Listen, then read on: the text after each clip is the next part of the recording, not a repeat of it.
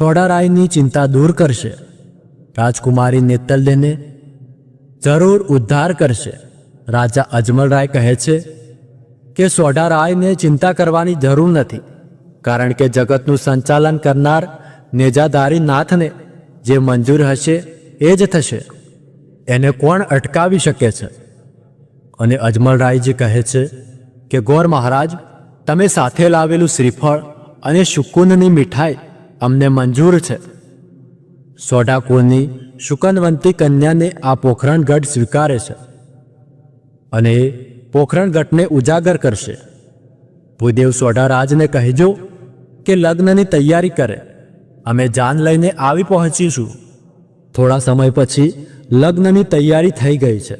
આખું પોખરણગઢ લગ્નની તૈયારીઓ કરી રહ્યું છે અને આનંદ વિભોર થઈ રહ્યું છે. આખું નગર ઝૂમી રહ્યું છે, પણ રામદેવ પીર ઉદાસ છે. ત્યારે તેમને તેમની માતા પૂછે છે કે શું થયું છે મારા લાલાને? ત્યારે રામદેવજી કહે છે કે માં, મારી બે બહેનો લાસા અને લક્ષ્મી મારા લગ્નમાં આવશે અને મારી બેન મોટી બહેન શગુના લગ્નમાં આવી ન હોય તો ઘર-બાર સૂના જ લાગે ને માં. ત્યારે માં કહે છે, વર્ષો થયા બેટા, શગુણાના સાસરિયા પઢિયાર સાથે મતભેદ થયા છે. ત્યારથી જ શગુણાને પિયર નથી મોકલતા. તમારા બેન તમારા લગ્નમાં આવવા માંગતા હોય તો પણ કેવી રીતે આવે? ત્યારે રામદેવજી કહે છે કે માં, શગુણાને કંકુત્રી તો મોકલાવી જ પડશે.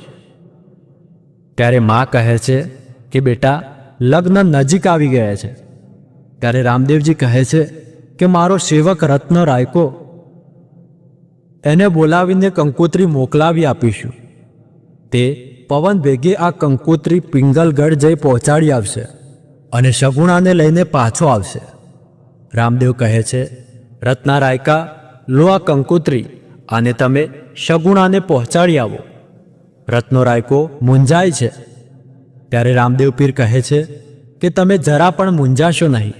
આવતીકાલે સવારે તમે પિંગળગઢ હશો અને બીજા દિવસે રત્નો રાયકો કંકુત્રી લઈને પિંગળગઢ દરબારમાં પહોંચી જાય છે અને ત્યાં તેને નકારવામાં આવે છે અને તેને જેલમાં કેદી બનાવવામાં આવે છે. પરંતુ રત્નો રાયકો તો હસતા મુખે રામદેવ પીરનું નામ રટતો રહ્યો અને પિંગળગઢના રાજાને પરચો મળ્યો. શગુણાને રત્ના રાયકા સાથે પિંગળગઢ રામદેવ પીરના લગ્ન માટે જવા માટે મંજૂરી આપી અને પઢિયાર રાજાએ રામદેવની માફી માંગી.